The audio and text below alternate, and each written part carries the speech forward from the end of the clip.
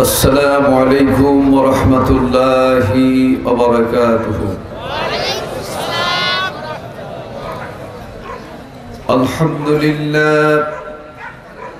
الحمد لله نحمده ونستعينه ونستغفره ونعوذ بالله من شرور أنفسنا ومن سيئات أعمالنا. من يهد الله فلا مضل له ومن يضلله فلا هادي له. ونشهد أن لا إله إلا الله وحده لا شريك له. ونشهد أن سيدنا وحبيبنا ومولانا محمدا عبده ورسوله الذي أرسله بالحق بشيرا ونذيرا وداعيا إلى الله بإذنه وسراجا منيرا. فقد قال الله تعالى في كلامه المجيد وفرقانه الحميد.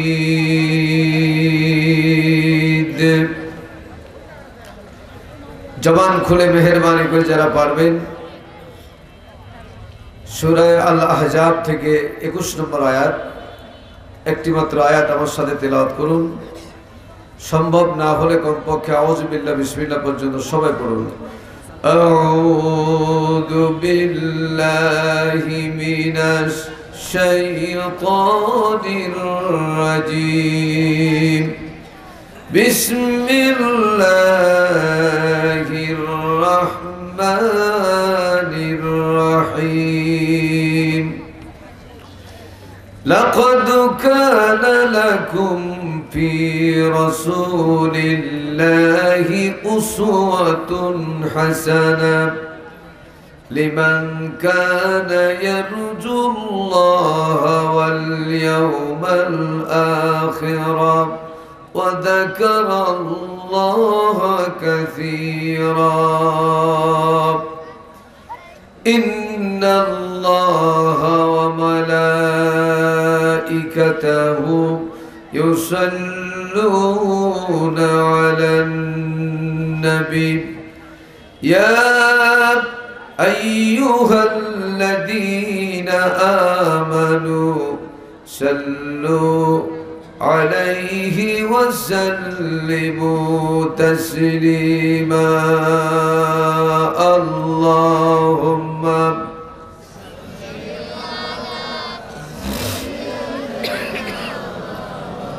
مولانا محمد وعلى آل سيدنا شفيعنا محمد. প্রাণ খুলে জোরে সোরে সবাই বলেন আল্লাহুম্মা সাইয়্যিদিনা মাওলানা মুহাম্মদ وعلى آل سيدنا شفيعنا محمد. بلغ العلا بكماله كشف الدجى بجماله حسنت جميع خصاله. صلوا عليه. सूरत यूसुफ बिदारी हिकमत लुक़मान माँ. सूरत यूसुफ बिदारी हिकमत लुक़मान माँ. क़ारी क़ुरआन बारी ऐ दिले शादमान माँ.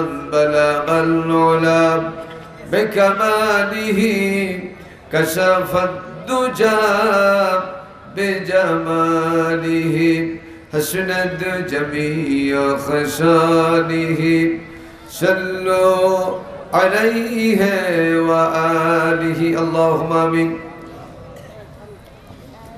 ربنا ظلمنا أنفسنا وإن لم تغفر لنا وترحمنا لنكونن من الخاسرين ربنا لا تزغ قلوبنا بعد إذ هديتنا وهب لنا من لدنك رحمة إنك أنت الوهاب আল্লাহ তাআলা মাদিলাহাট শফিউল উলুম হাফিজিয়া কওমি মাদ্রাসা কমিটি কর্তৃক আয়োজিত 31তম বার্ষিকী একদিন ব্যাপী ঐতিহাসিক তাফসীরুল কোরআন মাহফিলে তোমার বেশ কিছু সংখ্যক নেককার বান্দা বান্দীকে আমি গুনাহগার সঙ্গে করে নিয়ে তোমার হাবিবের উপরে কয়েক মর্তবা দুরূদ ও সালাম পড়ে তোমার দরবারে হাত তুলেছি।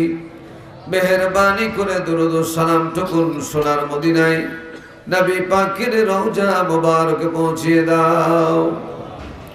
तमाम পৃথিবীর মাটির নিচে যত মুমিন মুমিনাত আছেন সকলের আরওয়ার পরে সওয়াব পৌঁছিয়ে দাও। আল্লাহ তাআলা এই মাহফিল আয়োজন যারা করেছেন, যারা অর্থ দিয়েছেন, বুদ্ধি দিয়েছেন, পরামর্শ দিয়েছেন, আরামের ঘুম বর্জন করে কোরআন শোনার জন্য যারা এই ময়দানে উপস্থিত হয়েছেন, কিয়ামতের দিন মুসিবতের সময় এই মাহফিল আমাদের সকলের জন্য নাজাতের ওসিলা বানিয়ে দিও আল্লাহ রব্বুল আলামিন। বক্তা এবং শ্রোতা উভয়ের হেদায়েতের জন্য যে কথাগুলি একান্ত প্রয়োজন সেই কথাগুলি তোমার গোলাম আব্দুল বাসিরের জবান থেকে উপস্থাপন করে নিও আল্লাহ। ইয়া রব करम तगर करे ओ बादे ज़ुबां को जू दिल पर असर करे रब्बना तक़ब्बल मिन्ना इन्नका अंतस समीउल अलीम व तुब अलैना या मौलाना इन्नका अंतत तव्वाबुर रहीम सुब्हान रब्बिका रब्बिल इज़्ज़ति अम्मा यसिफून व सलामुन अलल मुरसलीन वल्हम्दुलिल्लाहि रब्बिल आलामीन। আমি দেখতে পাচ্ছি আপনারা মৌচাকের মতো বসে আছেন, তারপরে চতুর্দিকে মানুষ দাঁড়িয়ে আছে। আল্লাহর কোরআনের সম্মানার্থে 1 ইঞ্চি হলো আগিয়ে আছেন। আল্লাহ পাক যেন জান্নাত আপনাদের সামনে করে দেয়। প্রত্যেকে একটু আগিয়ে আছেন, জিকির করেন লা ইলাহা ইল্লাল্লাহ। সকলকেই বলেছি আমি 1টা ইঞ্চি হলো নড়াচড়া করে আছেন লা ইলাহা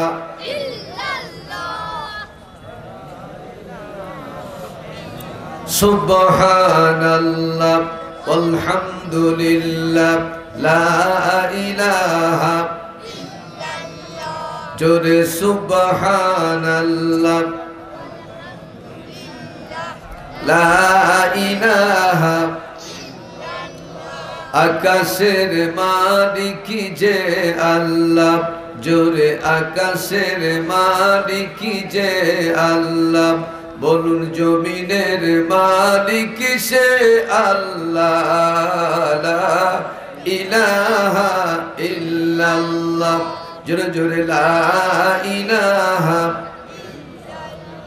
লা ইলাহা ইল্লাল্লাহ মুহাম্মাদুর রাসূলুল্লাহ।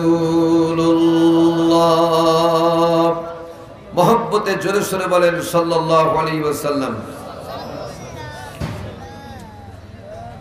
বাংলাদেশের ঐতিহ্যবাহী জেলা দিনাজপুর, দিনাজপুর জেলার ফুলবাড়ী থানাধীন মাদিলাহাট শফিউল উলুম হাফিজিয়া কওমি মাদ্রাসা কমিটি কর্তৃক আয়োজিত 31তম বার্ষিকী একদিনব্যাপী ঐতিহাসিক তাফসীরুল কোরআন মাহফিলের সম্মানিত সভাপতি আল্লাহ তাআলা যাকে মক্কাতুল মুকাররমা মদিনাতুল মুনাওয়ারা জিয়ারত নসিব করেছেন, গোটা পৃথিবীর ভিতরে এক্সেপশনাল একটা জায়গা, যে ইবাদত আর পৃথিবীর কোথাও হয় না। কাবার চত্বরে যে তওয়াফ হয়, ওই ইবাদত কি আর পৃথিবীর কোথাও হয়? একটি মাত্র জায়গা, সেটা হল কাবা শরীফ। এই কাবার চত্বরে তওয়াফের পরে 2 রাকাত ওয়াজিব নামাজ আছে। একটা সেজদা দিলে 1 লক্ষ সেজদার সওয়াব আমলনামে আল্লাহ দান করে দেন। মদিনা আল মুনাওয়ারা যেখানে একটা সেজদা দিলে 1000 থেকে মতান্তরে 50,000 সেজদার সওয়াব আল্লাহ তাআলা আমল নামে দান করে দেন। সেই কাবার মেহমান আমার আরাফাতি ভাই জনাব আলহাজ মাওলানা মেহেরউদ্দিন মন্ডল সাহেব দামাত বরকতুহুল আলিয়া, আল্লাহ তাআলা হায়াতে তৈয়বা সিহাতে কুলে দান করুন, জোরে বলেন আমিন। আজকের মাহফিলের সহ সভাপতি তিনিও আলহাজ মোহাম্মদ মুজফফর রহমান, আল্লাহ তার প্রতি রহম করুন বলি আমিন। জনাব মোহাম্মদ আব্দুল মান্নান, জনাব মোহাম্মদ শামসুল হক, জনাব মোহাম্মদ রফিকুল ইসলাম, সকলের প্রতি আল্লাহ রহম করুন বলি আমিন। আজকের মাহফিলের প্রধান অতিথি জননন্দিত নেতা, ইসলামের অন্যতম সিপাহসালা, যার নেতৃত্ব কর্তৃত্ব আল্লাহর কাছে আমরা দোয়া করি, যেখানে কথা বললে কথাগুলি আইনের উপরে পরিণত হয়, সেখানে গিয়ে কথা বলার যোগ্যতা আল্লাহ তাকে দান করুন। জনাব মোহাম্মদ মোস্তাক আহমদ খোকন চৌধুরী, আল্লাহ পাক তার মনের নেক মাকসুদকে পুরা করুন। এলাকার বড় নেতৃত্ব আল্লাহ তার হাতে তুলে দিন। আজকের মাহফিলের বিশেষ অতিথিগণ 12 জনের নাম আছে এখানে, আমন্ত্রিত অতিথিবৃন্দ 26 জনের নাম আছে এখানে। সকলের নাম বলতে বলতে অনেকটা সময় লেগে যাবে। এতটুকু কথা বলি, জান্নাতি যারা হবে তাদের লিস্ট হবে, লিস্ট করবেন আল্লাহর হুকুমে ফেরেশতারা। এই পৃথিবীতেও কিন্তু সময় মতো লিস্ট হয়েছে, এই 5 তারিখের আগে লিস্ট হয়েছে। এখনো বহিরাগত রাষ্ট্র থেকে লিস্ট করা এখনো থামেনি। কথা বলে ঠিক না বেটি? তোমাদের লিস্টার আর কোনো কাজে আসবে না। তোমরা ওত পেতে হুকুম পেঁচার মতো তাকিয়ে থাকবে। কিয়ামতের আগ দিন পর্যন্ত বাংলার মসনদে তোমাদের জায়গা হবে না ইনশাআল্লাহ। নারায়ে তাকবীর! ইসলামের শত্রুরা, ইসলামের শত্রুরা নবীর পর নবী নাই, সংসদে আইন চাই। আল্লাহ মুসলমান আল্লাহ তাআলা আমাদের সবাইকে কবুল করুন বলি আমিন। জবান খুলে বলি আমিন। কারণ কোরআন শরীফের সূরা কলমের মধ্যে এসেছে 13 নম্বর আয়াত, যারা আলেমদেরকে সহ্য করতে পারে না, বরদাস্ত করতে পারে না, উতুল্লিম বাদা যালিকা, নাই না হাফেজি কোরআন নাই, উতুল্লিম বাদা যালিকা জালিম, যারা আলেমকে বরদাস্ত করতে পারে না, সহ্য করতে পারে না, হত্যা করে, আলেমদের বিরুদ্ধে ষড়যন্ত্র করে, উতুল্লিম বাদা যালিকা জালিম, ভালো করে তাদের খোঁজ করে দেখিও, ম্যাক্সিমাম তারা হলো জারজ সন্তান। চিৎকার করে জোরে বলা লাগবে, বামদিকে লোকের কথা বলে না, ঠিক না বেটি? আমরা ভালো করে পরীক্ষা করে দেখেছি তারা তাই।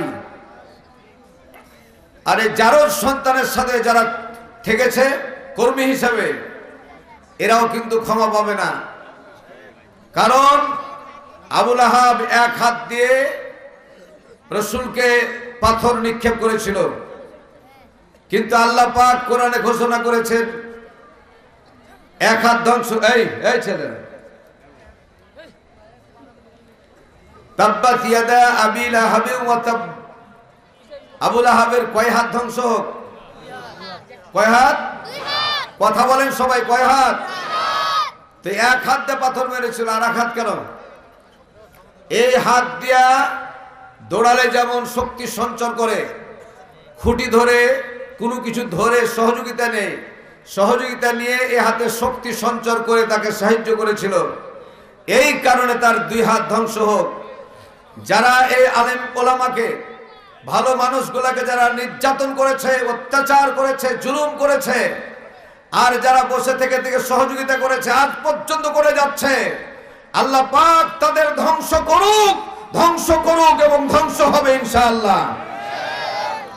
এটা আমার কথা না আল্লাহর কথা? আল্লাহর কথা। আল্লাহ ধ্বংস করবেন, তার নজির আমরা দেখতে পাচ্ছি, ঠিক না ঠিক? ভাইরা আমার, এই শান্তিপ্রিয় কোরআনের ময়দানে উপস্থিত হতে পেরে মহান রবের দরবারে শুকরিয়া আদায় করে জবান খুলে বলছি আলহামদুলিল্লাহ। বলছি রব্বানা লাকাল হামদ হামদান কাসীরান তাইয়িবান মুবারাকান ফীহি। জোরে বলেন ইয়া রাব্বি লাকাল হামদু কামা ইয়ানবাগি লিজালালি ওয়াজহিকা ওয়া আযীমি সুলতানিকা। লাখো কোটি দুরূদ ও সালাম বর্ষিত হোক সাইয়্যিদুল মুরসালিন আহমদ মুজতবা মুহাম্মদ মুস্তাফা। জোরে বলি সাল্লাল্লাহু আলাইহি ওয়াসাল্লাম।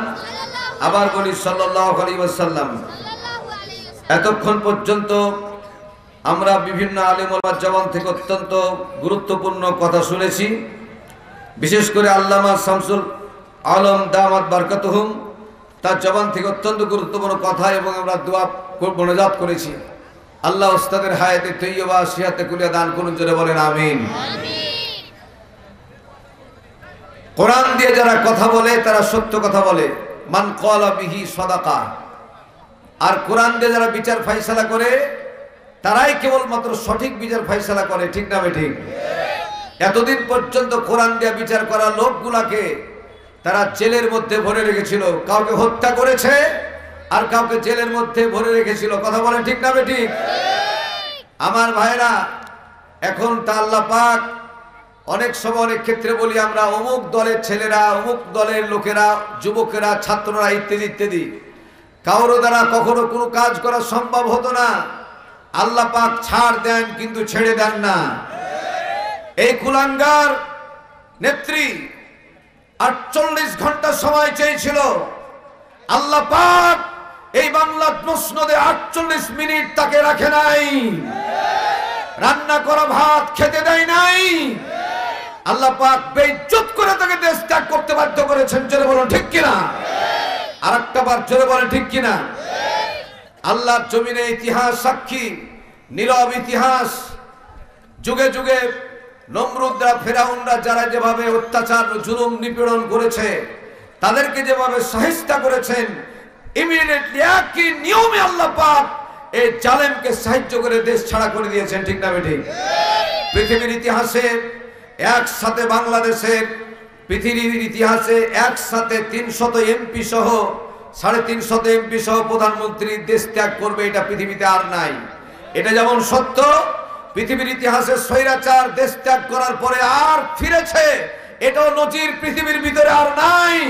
যত রকম উকি মারার চেষ্টা করো, তোমার উকি মারতে গিয়ে গলাকে কতল কতল করে ফেলে দিবে বাংলার জমিনের সৈনিকেরা, তারপর বাংলার জমিনে ঢোকার সাহস পাবে না। যেটা বলো ঠিক না ঠিক?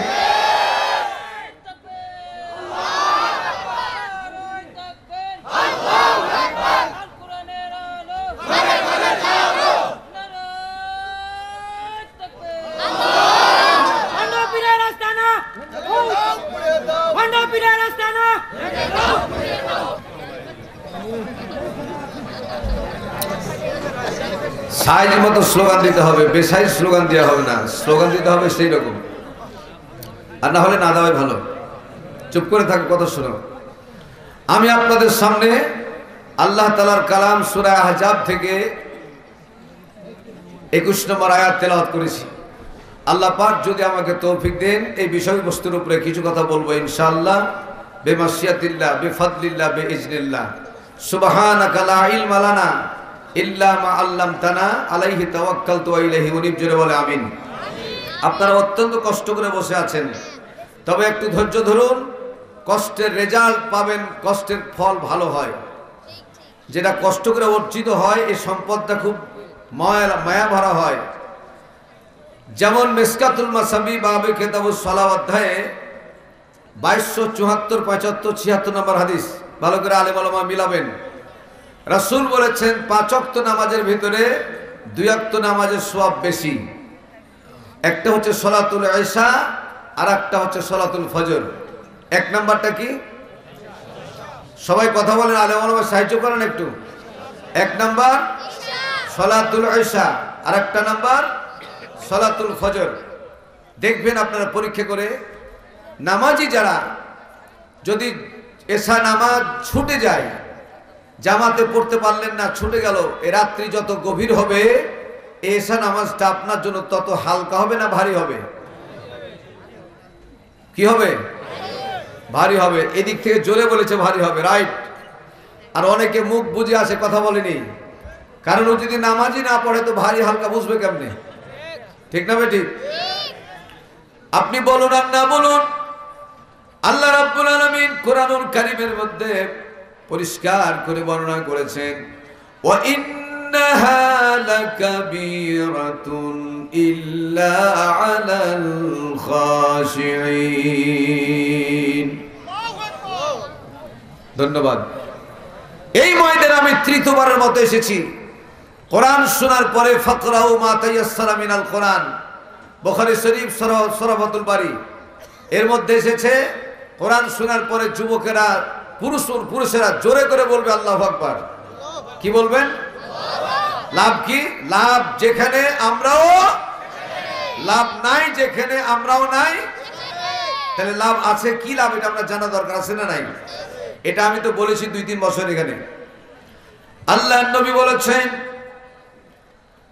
ফাকরাউ মা তায়াসসারা মিনাল কোরআন। কারোর সামনে যখন আল্লাহ পাকের কালাম থেকে আবৃত্তি করা হয়, তেলাওয়াত করা হয়, শ্রোতা মণ্ডলীর পক্ষ থেকে যারা পুরুষ মানুষ জোরে করে যদি আল্লাহু আকবার বলে, 2টা পুরস্কার আল্লাহ তাআলা তাদের জন্য ঘোষণা করে দেন। 1 নম্বর হলো, যে কোনো কারণে যদি জাহান্নামে যেতেই হয়, কোরআন শোনার পরে আল্লাহু আকবার বলার দরুনে কিয়ামত পর্যন্ত 1 সেকেন্ডের জন্য জাহান্নামের আগুন তাকে স্পর্শ করবে না। লাভ আছে না নাই? 2 নম্বর হলো, কোরআন শোনার পরে আল্লাহু আকবার বলার কারণে মহাসমুদ্রে যতগুলি পানি আছে, আল্লাহু আকবার বলার সাথে সাথে দরিয়া পরিমাণ পানি পরিমাণ সগীরা গুনাহ আল্লাহ তাআলা maaf করে দেন। চিৎকার মেরে বলেন সুবহানাল্লাহ। অন টেস্ট, আমি একটু টেস্ট করছি, তুমি এখন করতে না, একটু বসে যাও, আমি বলবো। অন টেস্ট, বুঝেন তো? ওয়া ইন্নাহা লাকাবীরাতুন ইল্লা আলাল খাশিঈন। নিশ্চয় নামাজ একটা ভারী কাজ। কে বলছেন? আল্লাহ বলছেন। কে বলছেন? আল্লাহ বলছেন নামাজ একটা ভারী কাজ, কিন্তু যারা মুত্তাকি, তাকওয়াবান, পরহেজগার, দিনদার, ঈমানদার, তাদের কাছে মোটেই ভারী না। ঠিক কি না? এবার দেখেন ফজরের জামাত, সারা রাত আপনার ঘুম আসে নাই। কেন ঘুম আসে না? এখন অত্যন্ত গুরুত্বপূর্ণ পয়েন্ট।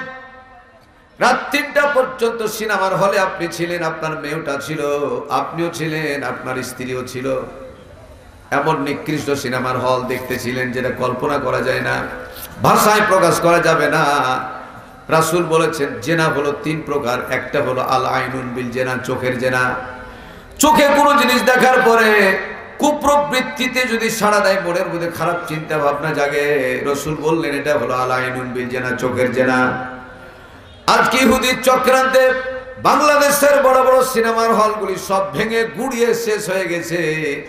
কারণ হলো এই সিনেমা দিয়া বাংলাদেশের মুসলমানদের ঈমান নষ্ট হবে না, যার কারণে ওই সিনেমার পরিবর্তে প্রত্যেকটা যুবকের পকেটে সিনেমার হল ভরে দিয়েছে, প্রত্যেকটা যুবতীর ভ্যানিটি ব্যাগের মধ্যে সিনেমার হল ভরে দিয়েছে।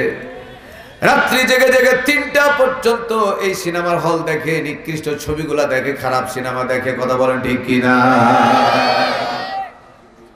আল আইনুন বিল জেনা, চোখের জেনা করে এগুলো। এজন্য আপনি দেখবেন, মিলিয়ে দেখবেন, যেদিন থেকে আপনার ছেলে তার মাকে বলেছিল, মা আমি যদি ভালো রেজাল্ট করতে পারি তাহলে একটা আমাকে বড় ফোন দিতে হবে, টাচ ফোন দিতে হবে, বলে না বাচ্চারা? বলে না? এবার বলেছে মাকে, আর মা লেগে গেছে ওর বাচ্চার বাপের পিছনে। যেহেতু ভালো রেজাল্ট করেছে, ওর দাবিতে সত্য, তাকে একটা ফোন দিতেই হবে। ফোন দেওয়ার আগে আপনার ছেলের চরিত্র কেমন ছিল, ফোন দেওয়ার আগে আপনার ছেলের চেহারা কেমন ছিল, সুরত কেমন ছিল, ফোন দেওয়ার পরে আপনার স্ত্রী তো অশিক্ষিত মানুষ, এত খুশি যে আমার ছেলে এখন 3টা পর্যন্ত পড়ে, কিন্তু কি যে পড়ে এটা মা আর জানে না। 3টা পর্যন্ত জেগে থেকে থেকে সন্তান কি করে? লেখাপড়া করে না। নিকৃষ্ট জিনিস যেটা সিনেমার হলে দেখা সম্ভব নয়, এই জিনিসটা ইহুদি চক্রান্তে মোবাইলের মধ্যে দিয়ে দিয়েছে। মোবাইলে এমন কোনো নিকৃষ্ট জিনিস নেই যে পাওয়া যাবে না। এখানে আর একটা কথা না বললেই নয়, বিজ্ঞানীরা আজ প্রমাণ করেছে, রাসূল পাক সাল্লাল্লাহু আলাইহি ওয়াসাল্লাম বলেছেন দীর্ঘদিন আগে, স্পাইনাল কর্ড চ্যারাঙ্গল নিচে এই জায়গাতে রাতের ঘুম, রাতের আধারের সাথে আমাদের সম্পর্ক আছে। আল্লাহ রাব্বুল আলামিন বলছেন وَجَعَلْنَا نَوْمَكُمْ سُبَاتًا وَجَعَلْنَا اللَّيْلَ لِبَاسًا। রাত্রিকালকে আমি তোমাদের জন্য আরামদায়ক হিসেবে বানিয়েছি। রাতের ঘুম যদি, ভালো করে শুনেন, রাতের ঘুম যদি 3 থেকে 7 ঘন্টা হয়, তাহলে আপনার পিছনে একটু প্লিজ, এই জায়গায় স্পাইনাল কর্ড সাহারগের এই নিচে চ্যারাঙ্গল নিচে একটা পদার্থ তৈরি হবে এই ক্যাপসুলের মতো নীল রঙের। এই পদার্থটার নাম হলো মেলাটোনিন। বলেন তো মেহেরবানি করে, নাম কি? মেলাটোনিন। এই মেলাটোনিন যদি রাত্রের আধারে ঘুম হয়, লাইট জেলে ঘুমালে মেলাটোনিন তৈরি হবে না। যদি ছোট লাইট, ডিম লাইট, এটা জেলে ঘুমান, তাহলে কিন্তু মেলাটোনিন তৈরি হবে না। আধারে ঘুমাতে হবে, তাহলে মেলাটোনিন তৈরি হবে। সকালবেলা ক্ষুধা লাগবে, খেতে পারবেন, অফিসে মন বসবে, লেখাপড়ায় মন বসবে। আর যদি মেলাটোনিন তৈরি না হয়, আপনার ছেলে মিলাবেন, ভালো করে মিলাবেন। আপনার ফোন কেনার পর থেকে আপনার ছেলের চেহারা বসে যাচ্ছে, চোখের গোড়াগুলি নিচগুলি কালো হয়ে যাচ্ছে, ঠিক মতো কথা শুনে না, একটু কিছু বললেই বিরক্ত ভাব হচ্ছে। কথা বলেন, হচ্ছে না? হচ্ছে না? এটা একমাত্র কারণ মেলাটোনিন তৈরি হচ্ছে না। রাত জেগে জেগে অতিরিক্ত রাত জাগার পরে, এগুলি দেখার পরে অবস্থা খুব খারাপ হয়ে গেছে। এই জন্য আল্লাহ রাব্বুল আলামিন বললেন, বিশেষ করে ফজরের 3টা পর্যন্ত জেগে থাকলে, কিছুক্ষণ ফজর আজানের আগ পর্যন্ত আপনি জেগে আছেন, আজানের কিছুক্ষণ পূর্বে শয়তান আপনার শরীরে মেসেজ করা শুরু করে দিবে। আজানের সময় জাগতে দিবে না। চোখের পাতা যেমন ভাঙবে, ঘুম যেমন ভাঙবে, দেখবেন আপনি 10টা বেজে গেছে, নামাজে আপনাকে যেতে দিবে না। আযানা মুয়াজ্জিন, ওই মুহূর্তে মুয়াজ্জিন যেহেতু ঘুমিয়ে আছেন, আযানা মুয়াজ্জিন আপনাকে ডাক দেয় আর বলে, আসসালাতু খায়রুম মিনান নাওম।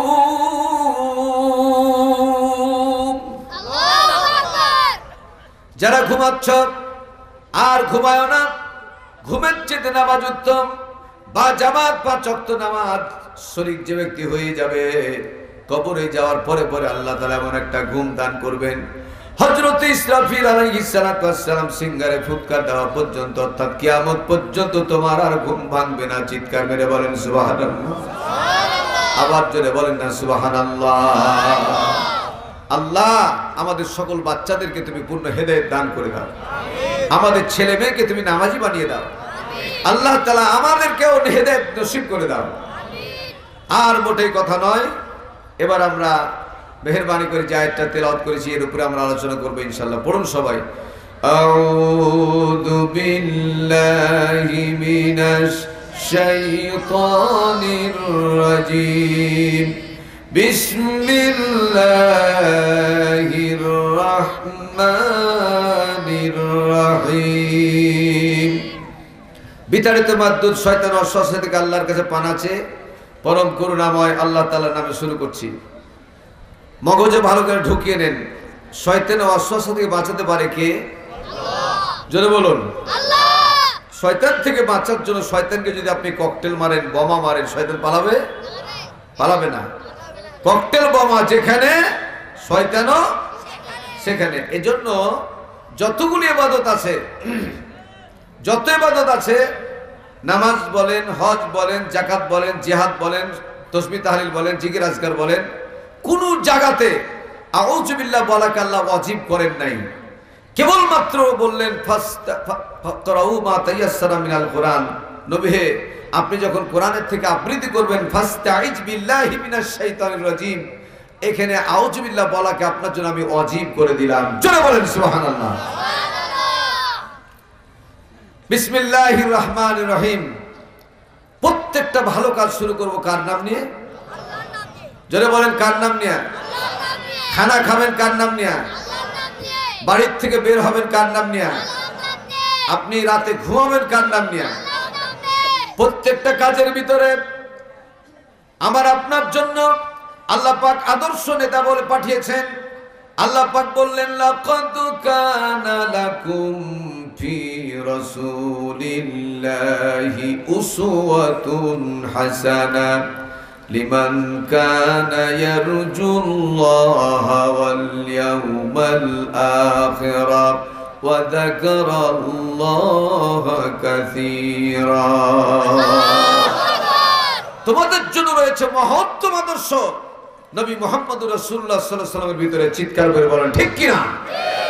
রান্নাঘর থেকে শুরু করে রাষ্ট্র পর্যন্ত এমন কোনো দিক ও বিভাগ নাই যে রাসূলকে সেই ব্যাপারে আদর্শ বানান নাই। আগে জেনে নেই আমরা রাসূলের চরিত্র কেমন ছিল। আমাদের চরিত্র আছে, আমরাও চরিত্রবান মানুষ আছে, অনেক চরিত্রবান মানুষ আছে। আমাদের চরিত্রের সার্টিফিকেট কে দেয়? জোরে বলেন আল্লাহ দেয়। হ্যাঁ, আমাদের চরিত্রের সার্টিফিকেট দেয় চেয়ারম্যান মেম্বাররা। চারিত্রিক সার্টিফিকেট সনদ দেয় না? একজন সুদখোর ঘুষখোর অক বলে তোমার মঙ্গল কামনা করি, কল্যাণ কামনা করি, খুব ভালো ছেলে। আর একজন হক্কানি ওলি ভালো আলেম, তাকেও বলে কল্যাণ কামনা করি, খুব ভালো। কারণ চেয়ারম্যান মেম্বারের ভোট প্রয়োজন।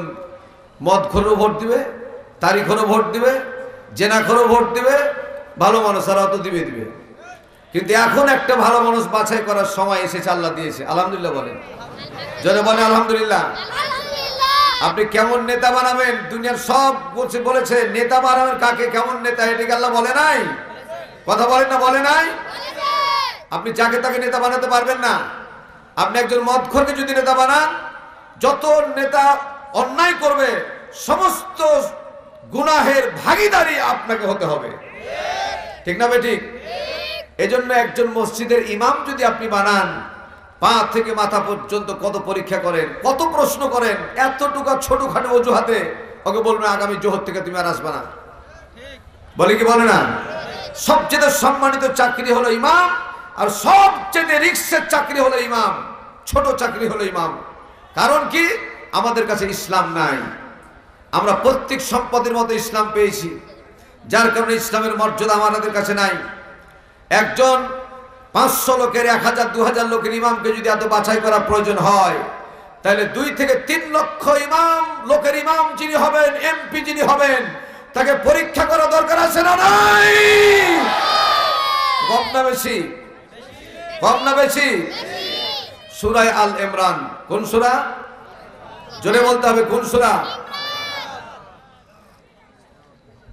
কেমন নেতা বানাবেন আল্লাহ বলছে। সূরা আল ইমরান আয়াত নাম্বার 28। কোন সূরা? মনে করে রাখেন, কোন সূরা? আল ইমরান আয়াত নাম্বার 28, ভুলবেন না। আল্লাহ তাআলা বললেন লা ইয়াত্তাখিদিল মুমিনুনাল কাফিরিনা আউলিয়া মিন দুনিল মুমিনিন ومن يفعل ذلك فليس من الله في شيء إلا أن تتقوا منهم تقاتا ويحذركم الله نفسا وإلى الله المصير. এটা কার কথা? একজন মুমিন কখনো, ভালো করে দেখে নেবেন, আয়াত নাম্বার বললাম, সূরাও বললাম। একজন মুমিন কখনো আরেকজন মুমিন ছাড়া, একজন মুমিন কখনো আরেকজন মুমিন ছাড়া, দিনদার ছাড়া, ইমানদার ছাড়া, পরহেজগার ছাড়া, তারিখোরকে, জেনাখোরকে, মদখোরকে, লুচ্চাকে নেতা বানাবে না। এটা কার কথা? কোন সূরা? কত নম্বর আয়াত? আল্লাহ পাক বলছেন একজন নেশাখোরকে যদি নেতা বানাও, একজন জুয়াচোরকে যদি নেতা বানাও, একজন আমানতের খেয়ানতকারীকে যদি নেতা বানাও। যশোর ভোলা যাচ্ছিলাম, হঠাৎ করে দেখলাম একটা জায়গায় অনেকগুলি মানুষ জমা হয়ে আছে। ড্রাইভারকে বললাম একটু দাঁড়াও। দাঁড়ালো, এতগুলা মানুষ কেন? সেখানে যেয়ে দেখলাম 1 কোটি টাকারও বেশি দিয়ে একটা বিল্ডিং করেছে, উদ্বোধন করার আগেই ভেঙে পড়ে গেছে। তদন্ত করতে গিয়ে দেখলো যেখানে রড দিয়ে ঢালাই করা দরকার ছিল সেখানে বাঁশ দিয়ে ঢালাই দিয়েছে। কি দিয়া? কথা বলেন না, কি দিয়া? সরকারের কাছে টাকা নিয়েছে বাঁশের না লোহার? রডের। আর বাঁশ দিয়ে ঢালাই দিয়েছে। বাঁশ দিয়ে ঢালাই অন্য কেউ দিবে না, ওই সোনার ছেলে ছাড়া অন্য কেউ অন্তত বাঁশ দিয়ে ঢালাই দিবে না। কথা বলে ঠিক না ঠিক? কারণ হলো তাদের জন্মের ঠিক নাই। যার জন্মের ঠিক নাই সে ব্যক্তি বাঁশ দিয়ে ঢালাই ছাড়া রড দিয়ে ঢালাই দিবে না। কথা বলে ঠিক না ঠিক? জোরে বলেন না ঠিক না ঠিক? মন খারাপ করছেন? বলেন, মাঝে মধ্যে মন খারাপ করা ভালো, সব সময় খুশি হওয়া ভালো না। খারাপ করবেন, মাঝে মধ্যে খারাপ হবে। আমার ভাইরা, যে কথা বলতেছিলাম, আল্লাহ রাব্বুল আলামিন ভালো কাজটার ব্যাপারে বলতেছেন, বান্দারে একজন ভালো নেতা বানাও। যদি ভালো নেতার পরিবর্তে মদখোর, তারিখোর, জেনা করে এগুলোকে নেতা বানায় দাও। ওমাই ইয়াফআল যালিকা ফালাইসা মিনাল্লাহি ফি শাইইন। এরকম একটা বেয়াদব লোককে যদি সমাজের নেতা বানায় দাও, কাল কিয়ামতের ময়দানে আমি আল্লাহর সাথে তোমাদের কোনো সম্পর্ক থাকবে না। চিৎকার মেরে জোরে বলেন নাউজুবিল্লাহ। আবার জোরে বলেন নাউজুবিল্লাহ। জাহান্নামের যতগুলি দরজা আছে, একটা দরজার নাম হচ্ছে সাকার। একটু কথা বলেন ভাই, দরজাটার নাম কি? সাকার। আবার জোরে বলেন। আপনারা একটা মন্তব্য করছেন যে হুজুর এত ঘন ঘন কি খাচ্ছে? খাইলেও কি এত ঘন ঘন খাইতে হয়? অনেকের মন্তব্য হতে পারে। আমি চা খাইতে চাইনি, চা খাই না এখানে। আমি আমার 140টা মাহফিল, আজকের মাহফিলটা 39 নম্বর। প্রত্যেকটা রাতে ডায়াবেটিস অতিরিক্ত বেশি থাকার কারণে কথা বলতে গিয়ে জিহ্বাটা শুকিয়ে যাচ্ছে। এই জন্য ডাক্তার পরামর্শ দিয়েছে গরম পানি অল্প অল্প করে জিহ্বাতে দিতে হবে, নাহলে জিহ্বাটা শুকিয়ে গেলে কথা বলা যায় না। আমি কি বোঝাতে পেরেছি? এই জন্য মন খারাপ করবেন না তো? অনুমতি দিলেন? দিলেন তো? বললে এতবেলা খাওয়ার পরে ফিরে এতক্ষণে অনুমতি কিসের? যাও, একটু দেরি হলো, মন খারাপ করেন না। আমার বাবার মতো মানুষ বসে আসে নিচে, আমি চেয়ারে বসে চা খাবো, এর চাইতে ধৃষ্টতা, এর চাইতে বেয়াদবি আর কিছু হতে পারে না। এটা আমি মনে করি ব্যক্তিগতভাবে। তা আপনাদের কাছে জোড়হাত করে ক্ষমা চাচ্ছি, আপনারা মনে কিছু নিয়েন না, বেয়াদবি নিয়েন না। আপনারা যদি বেয়াদবি নেন আমি মাপ পাবো না। ইনসাফ তো বুঝতে হবে আমাকে। আমার কাছে ইলম নাই, আমার কাছে আমল নাই, আমল কি দিবে আপনাদেরকে? আমার কাছে আদব থাকতে হবে আগে। আমি বেয়াদব, কি আদব শিখাবো আপনাদেরকে? এই জন্য আল্লাহ রাস্তে মাফ করুন, মেহেরবানি করে। বোঝাতে পেরেছি তো ইনশাআল্লাহ? আমাকে চা দিও না বাবা, আমাকে গরম পানি দাও, গরম পানি দাও। এতগুলি চা খেলে সমস্যা। জাহান্নামের যতগুলি দরজা, আর একটু ছোট্ট করে আর এই পয়েন্টটা, জাহান্নামের যতগুলি দরজা আছে, যেহেতু আপনি একটু নেতা মানুষ, এই নেতৃত্বের কি গুণাবলী কয়েকটা মাত্র দিই, তারপরে আপনাকে ছুটি আমি দিয়ে রাখলাম ইনশাআল্লাহ। জাহান্নামের একটা দরজার নাম হচ্ছে সাকার। যদি বলুন কি? জাহান্নামের দরজার সামনে হযরত মালিক আলাইহিস সালাতু ওয়াস সালাম দাঁড়িয়ে আছেন। কোটি কোটি জাহান্নামীরা সেখানে দাঁড়ায়া শ্রেণীগতভাবে 3 শ্রেণীর মানুষ দাঁড়িয়ে থাকবে। কয় শ্রেণীর? 1 নম্বর হলো স্ত্রীরা, কথা বলতে হবে, 1 শ্রেণী। 1 নম্বর কারা? 2 নম্বর হলো যুবক সন্তানেরা, 3 নম্বর হলো কর্মী বাহিনী। কি বাহিনী? কর্মী বাহিনী। এই তিন শ্রেণীর মানুষগুলাকে দেখার পরে হযরত মালিক আলাইহিস সালাতু ওয়াস সালাম আফসোস করে বলবেন, মা সালাকাকুম ফি শাকার, ও জাহান্নামীরা, জাহান্নাম সম্পর্কে কেউ কি তোমাদের ভয় দেখায় নাই, ভীতি প্রদর্শন করে নাই? জাহান্নাম এত কঠিন আযাবের জায়গা, কেউ কি তোমাদেরকে জাহান্নাম সম্পর্কে অবহিত করে নাই? কেন জাহান্নামে আসলে ওই জাহান্নামীদের ভিতর থেকে তখন তার বিছাড়া কোনো ভাষা থাকবে না। জাহান্নামীদের ভিতর থেকে বলবে, ক্বালু লাম নাকু মিনাল মুসাল্লিনা ওয়া লাম নাকু নুতঈমুল মিসকিন। জাহান্নামে যাওয়ার যে কারণগুলি, এর মধ্যে উল্লেখযোগ্য কারণ হলো তিনটা। যেন বলুন কয়টা? নাম্বার 1, এক নাম্বার হচ্ছে ক্বালু লাম নাকু মিনাল মুসাল্লিন, আমরা দুনিয়াতে মুসল্লি ছিলাম না, তার মানে নামাজি ছিলাম না। কি ছিলাম না? নামাজি। এক নাম্বার আমরা নামাজি ছিলাম না। 2 নাম্বার হচ্ছে নুতঈমুল মিসকিন, আর মিসকিনদেরকে আমরা অ্যাবিলিটি থাকার পরেও ফকির না। ফকির আলাদা জিনিস, মিসকিন আলাদা জিনিস। মিসকিন তাকে বলে ক্ষুধার যন্ত্রণায় কাতরাবে মরে যাবে, তারপরে কারোর কাছে হাত পেতে চাইতে পারবে না। ম্যাটার অফ প্রেস্টিজ, মান সম্মানের এত তারা ভয় করবে। এরকম মানুষ দুনিয়াতে আছে না নাই?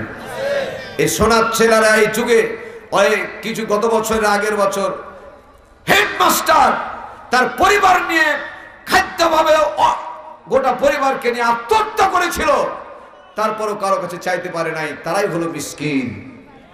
আল্লাহ পাক বলবেন কিয়ামতের ময়দানে, আমি ক্ষুধার্ত ছিলাম, কেন খাবার দাওনি? আমি তৃষ্ণার্ত ছিলাম, কেন পানি পান করাওনি?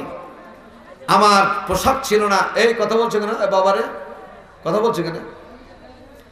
আল্লাহ পাক ডাইরেক্ট বলবেন, আমাকে কেন খাবার দাওনি? হাসরের ময়দানে হাসরবাসীরা বলবে, রব্বুল আলামিন, আপনি যদি খানা খেতেন, সবচেয়ে ভালো দামি খানাটা আপনাকে দিতাম, আপনি তো খান না, আপনি তো পান করেন না, আপনি তো পোশাক পরেন না। সঙ্গে সঙ্গে আল্লাহ শোনাই দিবেন, ওয়ালা ইয়াহুদ্দু আলা তুআমিল মিসকিন। তোমরা কি আমার জমিনে মিসকিন দেখো নাই? যে ব্যক্তি মিসকিনকে খাবার দিল, সেজন্য আমি আল্লাহ তাআলাকেই খাবার দিল। সুবহানাল্লাহ বলেন। যে ব্যক্তি মিসকিনকে পোশাক দিল, সে আমি আল্লাহ তাআলাকেই পোশাক দিল। যে ব্যক্তি মিসকিনকে পানি পান করালো, সেজন্য আমি আল্লাহ তাআলাকেই পানি পান করালো। জোরে বলেন সুবহানাল্লাহ। আমার ভাইয়েরা, আমার বাবাজিরা, 3 শ্রেণীর মানুষেরা বলবে, নামাজি ছিলাম না, মিসকিনদেরকে খাবার দেই নাই। 3 নাম্বার হলো নিজে নামাজি ছিলাম না, কিন্তু নামাজিদেরকে কথায় কথায় খোঁটা দিতাম, কটূক্তি করতাম। এরকম বেয়াদব আছে না নাই? নিজে নামাজ পড়ে না, কিন্তু নামাজিদেরকে, নামাজির বেটা নামাজি হয়ে গেছে, টুপিওয়ালা দাড়িওয়ালা, এরকম বলে না? এই কথা বলে, কটূক্তি করে, খোঁটা দেয়। এই 3টি বদগুণ ছিল, যার কারণে জাহান্নামে এসেছি। 1 নম্বর, স্ত্রীরা বলবে, রব্বুল আলামিন, জাহান্নাম ফয়সালা হয়ে গেছে, আর তো বাঁচার কোনো পথ নাই। কিছুক্ষণের জন্য আমার স্বামীকে একটু আমি সামনে পেতে চাই। আল্লাহ তাআলা তার স্বামীকে নিয়ে আসবেন। এটাই কি তোমার স্বামী? না? হ্যাঁ, এটাই আমার স্বামী। কি বলবো বলো? রব্বুল আলামিন, আমার স্বামী খুব রাগী ছিলেন, মেজাজ গরম ছিলেন। রাগী মানুষ দুনিয়াতে আছে না নাই? আমার স্বামী অত্যন্ত মেজাজি ছিলেন, রাগী ছিলেন। ছোটখাটো অজুহাতে আমাকে তালাক দেওয়ার মতো শক্ত ভাষা প্রয়োগ করতেন, গালিগালাজ দিতেন, অত্যাচার করতেন, নির্যাতন করতেন। এই ভয়ে এত ওঁত পেতে থাকতাম, না জানি কখন কোন ভুল হয়ে যায়। তালাক দেওয়ার মতো শক্ত ভাষা প্রয়োগ করে। আজকে আমার ডাকার কারণ হলো, আমার স্বামী যদি আমাকে বলতেন, স্ত্রী রে, নামাজ না পড়লে তোমার হাতের খাবো না, নামাজ না পড়লে তোমাকে বিছানে শুইতে দেব না, নামাজ না পড়লে তোমাকে ভাত দেব না, তালাক দিয়ে দেবো, এরকম কথা যদি বলতেন, অবশ্যই নামাজ আদায় করতাম। নামাজ আদায় করলে আজকে জাহান্নামে যাওয়া লাগতো না। অতএব জাহান্নামে যদি যাওয়াই লাগে, এ কুলাঙ্গার স্বামীকে ছেড়ে দিয়ে জাহান্নামে যাবো না। চিৎকার মেরে বলে নাউজুবিল্লাহ। একসাথে স্বামীকে সাথে করে নিয়ে জাহান্নামে যাবে। নাম্বার 2, যুবক সন্তানেরা, যেই সন্তানের জন্য বাপ মা কত পরিশ্রম করে, পরিশ্রম করে নিজের পরিবার নিয়ে খেতে পাক আর না পাক, রাজশাহীতে পড়ছে, ঢাকাতে পড়ছে, ইঞ্জিনিয়ারিং পড়ছে, বুয়েটে পড়ছে, সময় মতো তাকে টাকা তার কাছে হাজির করতে হবে। বাপ মা কষ্ট করে হলেও তার কাছে টাকা হাজির করে। কথা বলেন ঠিক কিনা? 2 নম্বর। 3 নম্বর হলো কিছু সংখ্যক সুবিধাবাদী লোক আছে, যেমন দেখেন, এটাও কি সত্য বা সম্ভব, এমন একজন কুলাঙ্গার ভূমিমন্ত্রী, আমি শুনেছি, শোনা কথা, পেপারও দেখেছি, একটা মানুষের 600+ বাড়ি, বিদেশে তার 600-এরও বেশি বাড়ি। বাংলাদেশের সাবেক ভূমিমন্ত্রী যিনি ছিলেন, নামটা আবার শোনার মতো মনে নাই আমার, এই সাইফুদ্দিনের বাড়ি হলো 500-এরও বেশি, 600-এরও বেশি। এই টাকা কোথেকে পেয়েছে? এই টাকা কি ওর বাপের সম্পদ? আর বাবার সম্পদ বিক্রি করে কি বাড়ি করেছে? বাংলাদেশের 18 কোটি মানুষের টাকা দিয়ে ব্যাংক লুট করে, বিভিন্ন ভাবে লুটতারাজ করে এগুলি সম্পদ করেছে। কথা বলে ঠিক না ঠিক? আর লুটবে না কেন? যিনি তাদের প্রেতাত্মা ছিলেন, তাদের জননী ছিলেন, তিনি খুব হাস্যোজ্জ্বল করে বলে দিলেন, আরে অন্য কি কথা শুনবা, আমার চাকরের টাকা তো হলো 400 কোটি টাকা। আমার চাকর চলাফেরা করে হেলিকপ্টারে। আমি জানি তো, কিন্তু বলি না, কারণে দেখেছি আপনারা বলছেন কিনা। একবারে মুখস্থ বিদ্যা হয়ে গেছে। মাথা যখন খায় নেয় আল্লাহ, তখন মাথায় কিছু থাকে না। আমার নিজের চাকরের টাকা এত, তাহলে আমার টাকা কত, এটা তো হিসাবে আছে। ঠিক না বেঠিক? আমার চাকরে যদি 400 কোটি টাকা হয়, তাহলে আমার টাকা বেশি হবে না কম হবে? কুলাঙ্গার এটা বুঝতে পারেনি। যখন আল্লাহ পাক বকায়, এরকম ভুল মুখ দিয়ে বেরিয়ে চলে আসে। কথা বলে ঠিক না বেঠিক? আমার ভাইরা, এই সন্তানদের জন্য যে জমিয়েছ টাকা, জমিয়েছ পাহাড়, জমিয়েছ, ভোগ করতে পারবা না, কিন্তু কিয়ামতের ময়দান থেকে, অর্থাৎ কবর থেকে শুরু করে জাররা জাররা করে আল্লাহ পাকের দরবারে জবাবদিহি করা লাগবে। ঠিক না বেঠিক? সেদিন কিয়ামতের ময়দানে সন্তানেরা বলবে, রব্বুল আলামিন, জাহান্নাম ফয়সালা হয়ে গেছে।